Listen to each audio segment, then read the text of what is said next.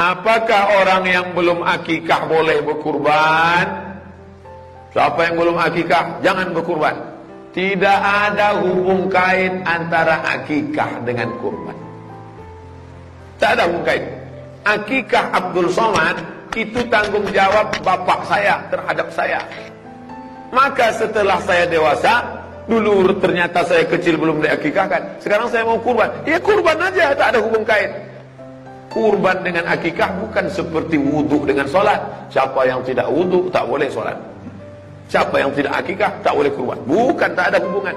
Dan akikah itu tidak ada yang menyatakan hukumnya wajib. Sepakat 4 mazhab mengatakan akikah itu sunnat muakkad. Kullu mauludin rahinatun biaqiqatihi. Setiap anak tergadai dengan akikahnya. Tusbahu anhu yawma sabi'ihi. Sembelihkan kambing pada hari ke-7. Yuhlaku, cukurkan rambutnya. Wa yusamma, kasih nama yang elok-elok, yang bagus-bagus, yang cantik-cantik. Potong kambing, cukur rambut, kasih nama. Itu cara menebus anak. Sunnah. Saya Pak Ustadz dulu tinggal di kampung, orang tua susah, duit tak ada, saya belum diakikahkan. Sekarang saya mau akikah, boleh? Boleh.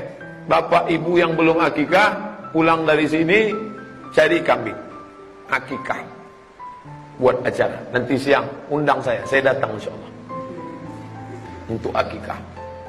Masih boleh umur 40 akikah? Boleh. Mana dalilnya?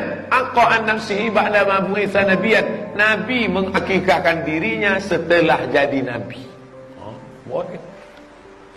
Tapi kalau sudah 40, akikah saja, jangan diayun pakai marhaban.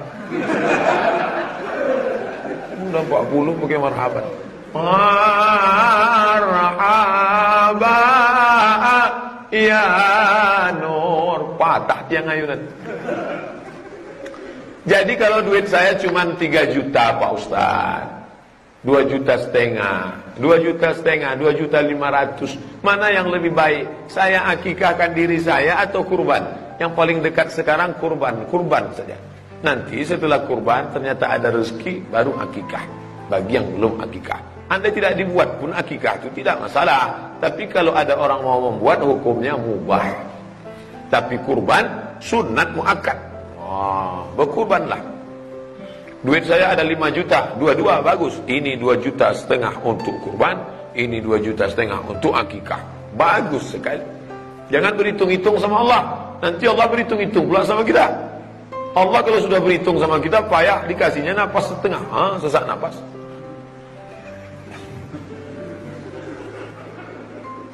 Lepaskan aja. Sebagaimana engkau melepaskan rezekimu, begitu pula lah Allah melepaskan rezeki itu untuk kita. Jangan sampai tak menetes. Allah pun genggam juga. Kamu mancing rezeki, lepaskan. Maka Allah melepaskan. Tapi jangan lepas habis pula.